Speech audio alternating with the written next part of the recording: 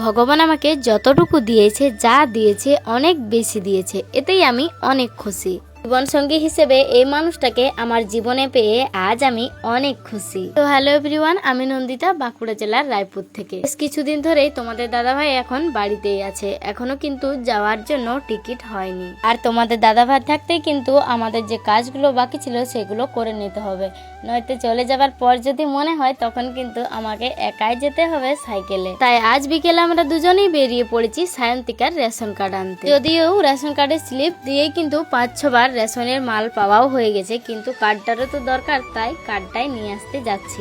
সঙ্গে কিন্তু তোমাদের দাদা ভাইয়ের যাওয়ার জন্য টিকিটটাও কেটে নেওয়া হবে। আমরা বেরিয়েছি বিকেল বিকেল, ওয়েদারটা খুবই ঠান্ডা ঠান্ডা ছিল, তাই কিন্তু সুমি সায়ন্তিকা দুজনের কাউকেই নিয়ে আসিনি। আর এটা হলো আমাদের হলুদ কানালি মোড়। বিকেল বেলার ওয়েদারটাই এমনিতেই খুব ভালো লাগে, তার উপর আবার এই ঠেলাগুলো দেখে তো আমার মনটা ভরে গেল। তোমাদের দাদা ভাইয়ের বাড়িতে থাকা প্রায় 5-6 দিন কিন্তু হয়ে গেল, তাই আজ যাবে বলে সিদ্ধান্ত নিয়েছে। আর আমরা দুজনে এসেছি টিকিটের কাছে, কিন্তু বাসের সিট সব বুকিং হয়ে গেছে, তাই আর টিকিট পাওয়া হলো না আমাদের। আমরা চলে গেলাম সায়ন্তিকার রেশন কার্ড আনতে। যাই হোক, ভগবান যা করে মঙ্গলের জন্যই করে, কালকে যাওয়া হবে, আজ না হলো তো কি হয়েছে। আমি পৌঁছে গেছি স্বামী বিবেকানন্দ তথ্যমিত্র কেন্দ্র। এখানে কিন্তু বাচ্চা থেকে বয়স্কদের যে কোনো ডকুমেন্টস করা হয়। তুমি সায়ন্তিকা, আমার, সুমির বাবার যত কিছু আমাদের ডকুমেন্টসের কাজ আমরা কিন্তু এই দোকানেই করে থাকি। তুমি সায়ন্তিকার আধার কার্ড, ডেট অফ বার্থ, তারপরে রেশন কার্ড সব কিছু করে নিয়েছি। ডকুমেন্টসের কাজ বলতে শুধু আমার ভোটার কার্ডটাই বাকি আছে, আর যেটা নিয়ে কিন্তু এখন আমার অনেক টেনশন, কারণ ভোটার কার্ডের জন্যই মনে হয় আমার যুবসাথীটা বন্ধ হয়ে গেছে। যাই হোক, অনলাইন দোকান থেকে বেরিয়ে কিন্তু আমরা সোজা দাঁড়িয়ে গেছি ফুচকার দোকানে, দুজন মিলে একটু ফুচকা খাবো বলে, আর নিয়ে যাব বাড়ির জন্য। অনেকদিন পরেই ফুচকাটা খাওয়া হচ্ছে, তাই কিন্তু খুব ভালোই লাগছিল খেতে, প্রায় অনেকগুলোই খেয়েছি।